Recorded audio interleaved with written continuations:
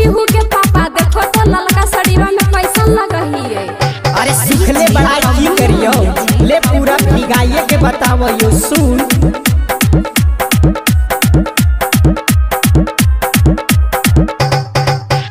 पाका कहियो ऑर्डर करे में तू चल में तू जब कचहरिया में पाका कहियो ऑर्डर करे में तू चल में त जब कचहरिया में बड़ी त सुनर लागो ही धनिया एगे बड़ी त सुनर लागो ही धनिया लाले कलर नया सड़िया में बड़ी त नीमन लागो ही धनिया लाले कलर नया सड़िया में।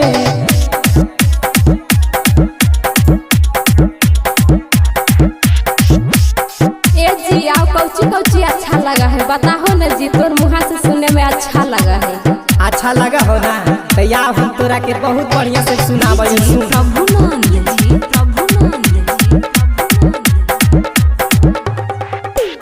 अखिया में तोहर गजरा भी शोभो, जूड़ा में तोहर गजरा भी शोभो। अखिया में तोहर गजरा भी शोभो, जूड़ा में तोहर गजरा भी शोभो।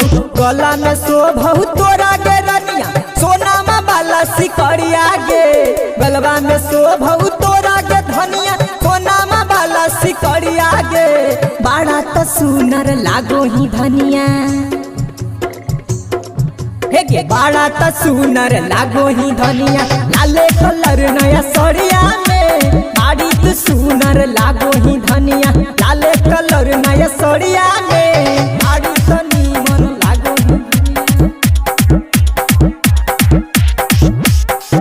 बड़ा कैला इतना हमरा नहीं फुलावा।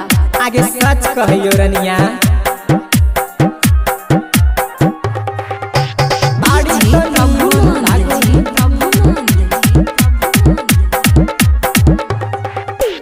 मंगिया में तोहर टीका भी शोभो, नकिया में तोहर नथिया भी शोभो। मंगिया में तोहर टीका भी शोभो, नकिया में तोहर नथिया भी शोभो। कनमा में शोभो दू तली गे रनिया तोरा के झुमका झूलनिया गे। कनमा में शोभो दू तली गे धनिया तोरा के झुमका झूलनिया गे।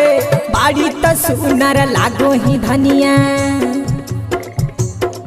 हे गे बाड़ी तू सुनर लागो ही धनिया लाले कलर नया सड़िया में। बाड़ी त नीमन लागो ही धनिया लाले कलर नया सड़िया में।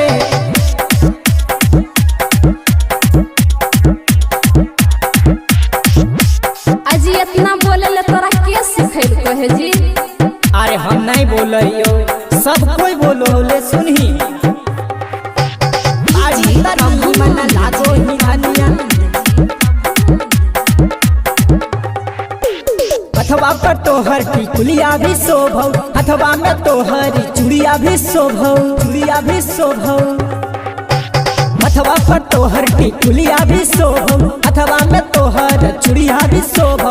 राइटर गोपाल के पागल बनैतै पौआ के तोहर पायलिया गे। राइटर गोपाल के पागल बनैतै पौआ के तोरे पायलिया गे। पवन के बड़ी नीमन लागो ही